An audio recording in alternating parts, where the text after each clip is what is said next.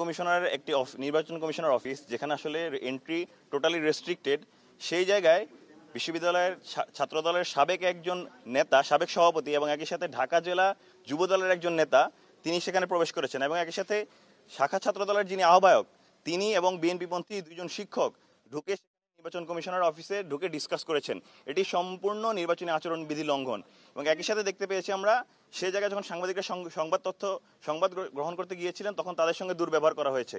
আমরা নির্বাচনের ঠিক আগের রাতে এমন একটি পরিস্থিতি যেখানে আসলে আমাদেরকে হুমকি দেয়, একই সাথে তারা প্রাক্তন শিক্ষার্থী এবং একই সাথে তারা রাজনৈতিক প্রভাবপুষ্ট, তারা যখন নির্বাচন কমিশনারকে সেক্ষেত্রে আসলে প্রভাবিত করছেন কিনা এটা আমাদের দৃঢ় একটি প্রশ্ন থেকে যাচ্ছে। দ্বিতীয়ত আমরা দেখতে পাচ্ছি ক্যাম্পাসের বিভিন্ন স্থানে শত শত বহিরাগত এবং প্রাক্তন শিক্ষার্থীদের সমাগম। এই প্রাক্তন শিক্ষার্থী এবং বহিরাগতদের ব্যাপারে আমরা আগে থেকেই বলে আসছিলাম যে ক্যাম্পাসের নির্বাচনী পরিস্থিতির ক্ষেত্রে আসলে নির্বাচনী ঝুঁকি রয়েছে, নিরাপত্তা ঝুঁকি রয়েছে এই প্রাক্তন শিক্ষার্থীদের দ্বারা এবং বহিরাগতদের দ্বারা। প্রশাসনের সে জায়গায় এখন পর্যন্ত কোনো প্রকার স্পষ্ট কোনো ব্যবস্থা গ্রহণ করতে দেখা যায়নি। ভিসি মহোদয় শেষে তখন ইনি আজকে এত রাতে বের হয়েছেন, তিনি এই বহিরাগত শিক্ষার্থীদের আসলে ব্যাপার দেখতে। নির্বাচন কমিশনের ব্যাপারে আমরা এই ব্যাপারটিতে বলেছিলাম, সেই ব্যাপারটিতে নির্বাচন কমিশন আমাদেরকে যেটি জানিয়েছেন যে ওনারা আগামীকাল আজ সকাল 6টা পর্যন্ত প্রাক্তন শিক্ষার্থী যারা রয়েছেন তাদেরকে এই ক্যাম্পাস থেকে এই নির্বাচনের পূর্বে ক্যাম্পাস থেকে আসলে ত্যাগ করার নির্দেশ দিয়েছেন এবং 6টার পর যদি কেউ আসলে নির্বাচন চলাকালীন সময়ে ক্যাম্পাসে অবস্থান করেন সেক্ষেত্রে তারা ফৌজদারি আইনে ব্যবস্থা নেবেন। এটি আমাদেরকে নির্বাচন কমিশন জানিয়েছেন। তৃতীয়ত, পোলিং এজেন্টের ব্যাপারে আমরা আমাদের দৃষ্টিভঙ্গি জানিয়েছিলাম যে পৃথিবীর কোনো নির্বাচন নেই যেখানে পোলিং এজেন্ট থাকে না। পোলিং এজেন্ট না থাকার কারণে নির্বাচন প্রশ্নবিদ্ধ হয়, নির্বাচনের স্বচ্ছতা প্রশ্নবিদ্ধ হয়। সে জায়গায় প্রশাসনকে আমরা এই জায়গাটি জানিয়েছি এবং প্রশাসন সে জায়গায় রাজি হয়েছেন যে প্রত্যেক প্রার্থী চাইলে 2 জন করে পোলিং এজেন্ট নিয়োগ দিতে পারবেন, একজন হলো ভোট গ্রহণের সময় এবং দ্বিতীয়ত ভোট গণনার সময়। সে জায়গায় সকালবেলা ওনারা যে অ্যাপ্লিকেশনটা দেবেন সেই অ্যাপ্লিকেশনটা নির্বাচন কমিশন অ্যাপ্রুভ করলে সে জায়গায় ওনারা পোলিং এজেন্ট নিয়োগ দিতে পারবেন 2 জন করে। সে জায়গাটা প্রশাসন ক্লিয়ার করেছেন। কিন্তু আমরা একই সাথে যে ওএমআর মেশিনের ক্ষেত্রে আমরা যেটি দেখতে পেয়েছি যে ওএমআর মেশিন আসলে একটা টেকনিক্যাল জিনিস, এই টেকনিক্যাল জিনিসের আসলে এরর আছে কিনা সেই জায়গাটা আমরা যাচাই করতে চেয়েছি। তো আমরা সেই জায়গায় প্রশাসনকে দাবি জানিয়েছি ওএমআর মেশিনের যেন একটা হাই টেকনিক্যাল টিম দিয়ে এই ওএমআর মেশিনের ট্রান্সপারেন্সি যাচাই করা হয়। ওভারঅল যে পরিস্থিতি আপনারা দেখতে পাচ্ছেন এবং একই সাথে সর্বশেষ ডোপ টেস্টের ব্যাপারে প্রশাসন আমাদেরকে কোনো সদুত্তর দিতে পারেনি। ডোপ টেস্ট গতকাল করা হয়েছিল, আজকে পর্যন্ত করা হচ্ছে। ডোপ টেস্টে কারা অংশগ্রহণ করেনি সে তথ্য নির্বাচন কমিশনের কাছে নেই এবং এর সাথে কারা কারা এই ডোপ টেস্টে পজিটিভ এসেছে নেগেটিভ এসেছে সেই তথ্য নেই। সুতরাং আমরা ধরে নিতে পারছি ডোপ টেস্টটা আসলে একটা ক্যামোফ্লেজ ছাড়া আর কিছুই নয়। সব মিলিয়ে আমরা যেটা দেখতে পাচ্ছি নির্বাচনের একটি আগের রাতে এমন একটি পরিবেশ যেখানে আসলে বহিরাগতরা ক্যাম্পাসে অবস্থান করছে, প্রাক্তন শিক্ষার্থীরা এসে নির্বাচন কমিশনের ভেতরে সরাসরি ঢুকে যাচ্ছে, তারা সাংবাদিকদের ধমকাধমকি করছে। সেই জায়গায় আমরা স্পষ্টভাবে বলতে চাই যে আসলে নির্বাচন ষড়যন্ত্রের মধ্যে চলছে এবং জাকসু নির্বাচন চরম হুমকির মধ্যে রয়েছে। আমরা স্পষ্ট ভাষায় আমাদের জায়গা থেকে বার্তা দিয়েছি এবং আপনাদের মাধ্যমে বার্তা দিতে চাই 33 বছর পর জাহাঙ্গীরনগর বিশ্ববিদ্যালয়ে যে নির্বাচন অনুষ্ঠিত হতে যাচ্ছে সেই নির্বাচনকে বাধাগ্রস্ত করতে কোনো শক্তি পারবে না।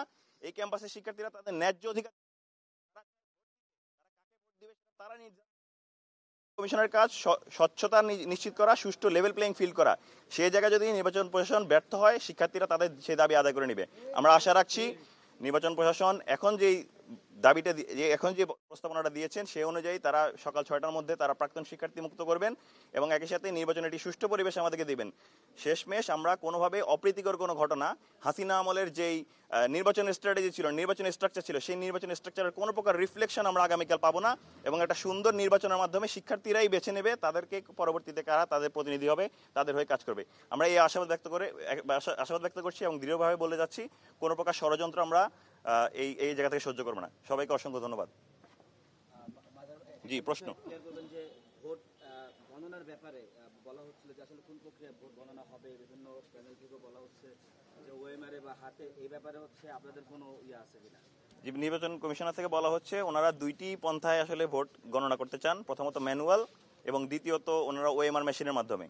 সেক্ষেত্রে ম্যানুয়ালের ব্যাপারে আমাদের কোনো আপত্তি নেই, কিন্তু ওএমআর মেশিনে যদি করা হয় সেক্ষেত্রে ওএমআর মেশিনের মধ্যে আসলে টেকনিক্যাল কোনো এরর রয়েছে কিনা, টেকনিক্যাল কোনো ফল্ট রয়েছে কিনা কিংবা কোনো প্রকার আসলে ম্যানিপুলেশন রয়েছে কিনা সেটি আমরা আসলে একটি টেকনোলজিক্যাল টিম দিয়ে আমরা আসলে যাচাই করতে চাই এবং আমরা প্রশাসনকে সেই দাবি জানিয়েছি। আশা করছি প্রশাসন সকালের মধ্যে সেই ব্যবস্থাটা করে দেবেন।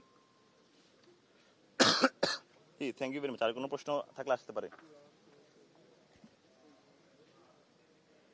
সাথে লোকাল যে যুবদল নেতা যিনি ঢাকা 20 আসনের এমপি পদপ্রার্থী এবং একই সাথে শাখা ছাত্র দলের বর্তমান আহ্বায়ক এবং বিএনপিপন্থী শিক্ষকরা সেখানে গিয়ে আসলে প্রশাসনের সঙ্গে আলাপ করছেন, এটি অবশ্যই একটি দুরভিসন্ধিমূলক আচরণ। নির্বাচনের আগের রাতটা কত ক্রুশাল সেটা আমরা বিগত হাসিনা সরকারের আমল থেকে দেখতে পেয়েছি। সে আগের রাতে যখন তারা এভাবে নির্বাচন কমিশনে মিটিং করে এবং সাংবাদিকরা তথ্য সংগ্রহ করতে গিয়ে যখন তারা বাধা সম্মুখীন হন, তারা হুমকি ধমকের সম্মুখীন হন, তখন আসলে নির্বাচনের যেই সুষ্ঠু পরিবেশ, সেই সুষ্ঠু পরিবেশ স্পষ্টতভাবে আসলে প্রশ্নবিদ্ধ হয়। এবং একই সাথে যখন ব্যালট বক্স নিয়ে যাওয়া হচ্ছে, ব্যালট বক্স কেন সকালবেলায় পুলিশ প্রশাসনে নিয়ে যাওয়া হবে না, কেন রাতের বেলায় ব্যালট বক্সগুলো নির্বাচনী কেন্দ্রগুলোতে নেওয়ার এত আর্জেন্সি তৈরি হয়েছে? সামগ্রিক পরিবেশ আমাদের কাছে খুবই ঘোলাটে মনে হচ্ছে এবং ষড়যন্ত্রমূলক মনে হচ্ছে। এজন্য আমরা আমাদের অবস্থান জানাতে এসেছি। বাকি যে অবস্থানগুলো আমরা আমাদের নিজস্ব হলে ফিরে যাব, সকালবেলা নির্বাচনের অংশ নিতে আসবো। আমরা আমাদের অবস্থানগুলো জানিয়ে গেছি। আমরা সাংবাদিক ভাইদের প্রতি আহ্বান রাখবো, ওনারা যেন সংবাদ সংগ্রহের ক্ষেত্রে